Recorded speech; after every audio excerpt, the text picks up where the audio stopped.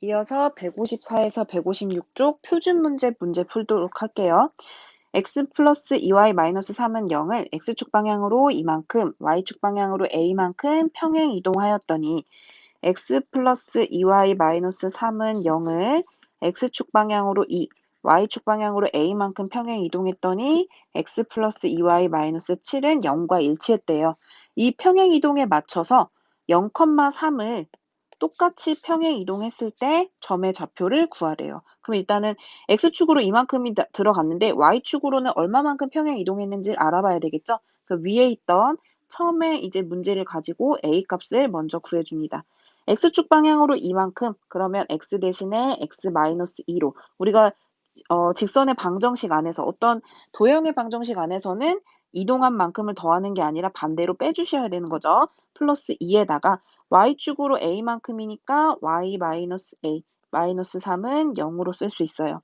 정리해주면 x 플러스 2y 마이너스 2 마이너스 2a 마이너스 3은 0인데 얘와 일치했다 그랬어요. 그러면 요 뒤에 있는 상수의 값이 마이너스 7이 돼야 되겠죠? 그래서 요거를 이용을 해주면 마이너스 2, 마이너스 3, 마이너스 2a의 값이 마이너스 7이고 마이너스 5니까 넘기면 마이너스 2a는 마이너스 2가 돼서 a값 1인 거를 찾을 수가 있어요. 그럼 그대로 이걸 가지고 와서 0,3을 x축으로 2, y축으로 1만큼 평행 이동하면 점에 대한 평행 이동은 그대로 더해주죠. 그래서 0 더하기 2니까 0 더하기 2, 얘는 3 더하기 1이 돼서 2,4가 답이 되겠죠.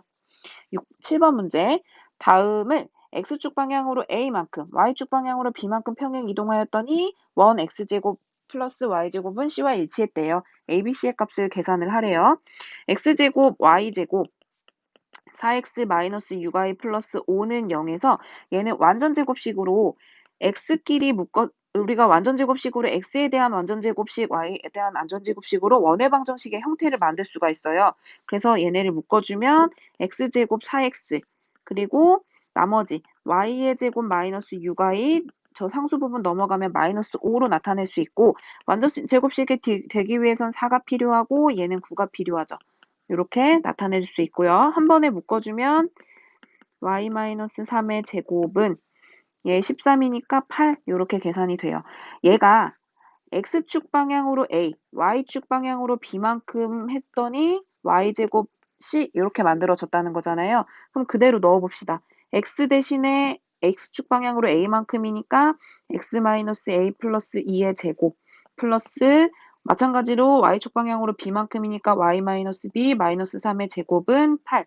그랬을 때 나오는 요 뒤에 있는 값이 얼마가 돼야 되냐면 지금 없다는 거는 x-0의 제곱, y-0의 제곱과도 같은 거니까 이 마이너스 a 플러스 2가 0이고 마이너스 b 마이너스 3이 0이라는 거죠. 그리고 이와 맞춰서 얘와 일치했다는 거면 c의 값은 그대로 8이 된다는 것도 우리가 알 수가 있어요.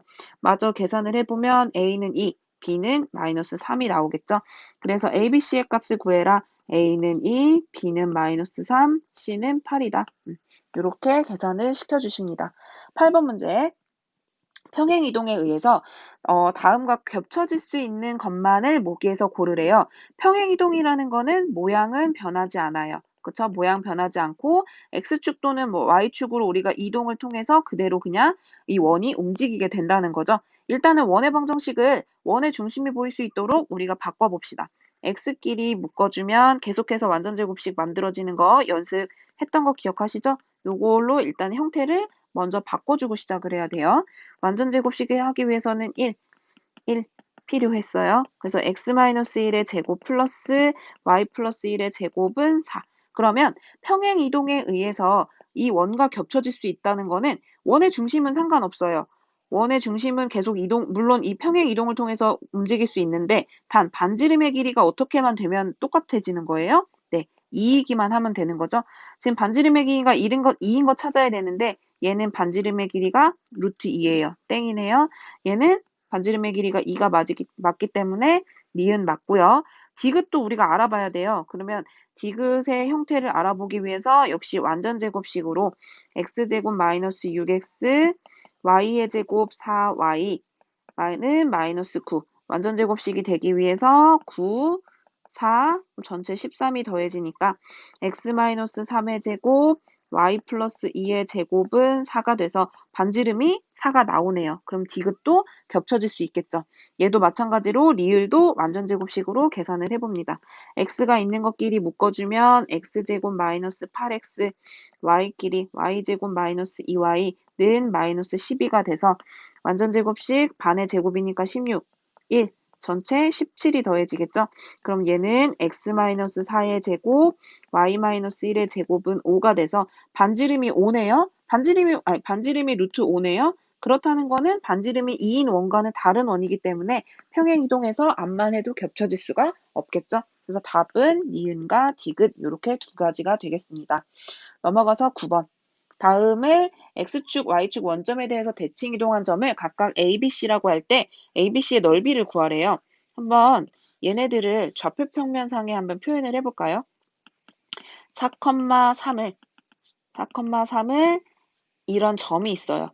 얘를 x축에 대해서 대칭 이동한다. 그러면 x축에 맞춰서 대칭 이동했으니까 그 라인 맞춰서 얘가 4, 마이너스 3. 부호가 x는 그대로 y 반대로 바뀌어야겠죠. y축 대칭 이동이래요. 얘를 y축에 대해서 대칭 이동시키면 이번엔 y 값이 그대로고 x 값이 마이너스로 바뀌겠죠. 그래서 마이너스 4, 3. 얘를 a, 요거를 a, 얘를 b 이렇게 하고요. c의 값은 뭐였냐 하면 원점 대칭이래요. 얘를 원점 대칭하면 부호가 다 바뀌어야 되죠. 마이너스 4, 마이너스 3. 이렇게 우리가 C라는 점을 얻을 수가 있어요. 얻어서 놓고 봤더니 이 삼각형들이 지금 A, B, C를 우리가 연결을 해보면요. 직각 삼각형이 된다는 거 알 수 있어요. 왜냐하면 X값이 똑같으니까 일자, Y값이 두 개의 B, A하고 C는 Y값이 똑같으니까 극곱, 축과 축 사이는 90도잖아요. 그럼 직각 삼각형이네요. 넓이 밑변 곱하기 높이 곱하기 2분의 1만 해주면 돼요. 그래서 넓이 S는 밑변이 지금 얼마냐면요. x값은 얘는 y값이 똑같고 x값이 다르기 때문에 4라는 x좌표와 마이너스 4라는 x좌표로 우리가 길이를 따져보면 가로의 길이는 8이 된다는 거. 마찬가지로 세로 얘네는 x값이 똑같으니까 y값 3에서 y를 빼줘야 되는 거죠. 요만큼 3, 요만큼 3이니까 전체 6이 될 거예요. 그래서 가로가 8, 그리고 세로가 6, 거기다가 삼각형의 넓이니까 2분의 1을 곱해서 우리가 구하고자 하는 넓이는 24가 된다라는 사실을 찾아낼 수 있습니다. 10번 문제. 직선 얘를 y축에 대해서 대칭 이동한 다음 y는 x에 대해서 대칭 이동하였더니 2,5를 지났대요. 해봅시다. ax 플러스 y 플러스 3은 0을 y축 대칭 이동을 했더니 y축 대칭이라는 거는 x값이 마이너스로 바뀌어야 되는 거죠. a 마이너스 x 플러스 y 플러스 3은 0이 됐는데 얘를 가지고 다시 한번 뭐 했냐 하면 y는 x에 대해서 대칭 이동했대요. y는 x에 대해서 대칭. 그러면 x랑 y랑 값이 바뀌어야 되는 거니까 여기 지금 요 정리 먼저 해주면 마이너스 ax 플러스 y 플러스 3은 0이에요. 거기서 y는 x에 대해서 대칭이니까 두 개 문자만 바꿔주면 되는 거죠. 마이너스 ay 플러스 x 플러스 3은 0. 즉 x 마이너스 ay 플러스 3은 0인데 얘가 어디를 지나냐 하면 2,5를 지난대요. 그래서 여기다가 2,5를 대입시켜주면 되는 거죠. 대입시켜보면 2 마이너스 5a 플러스 3은 0이 돼서 5a의 값은 5가 되고 즉 a는 1이 나온다라는 사실 우리가 찾아줄 수가 있는 거죠. 넘어가서 11번 문제. 직선 얘를 x축에 대해서 대칭 이동한 직선의 수직이고 x축에 대해서 대칭 이동한 거의 수직이고 점 1,4를 지나는 직선의 방정식이래요. 그럼 우리는 일단은 직선의 방정식이라고 하면 한 점 1,4와 기울기가 필요한데 이 기울기가 과연 얼마인지를 얘를 보고 찾아줘야 돼요. 한번 찾아내 볼게요. 일단 그래프를 x축에 대해서 대칭 이동시킨다고 했으니까 y는 2분의 1 플러스 3을 x축 대칭. 그러면 x는 그대로 y가 반대로 바뀌어야겠죠. 이렇게 시킨 후에 얘를 y는 그럼 마이너스 2분의 1x 마이너스 3인데 얘의 수직이래요. 얘의 수직.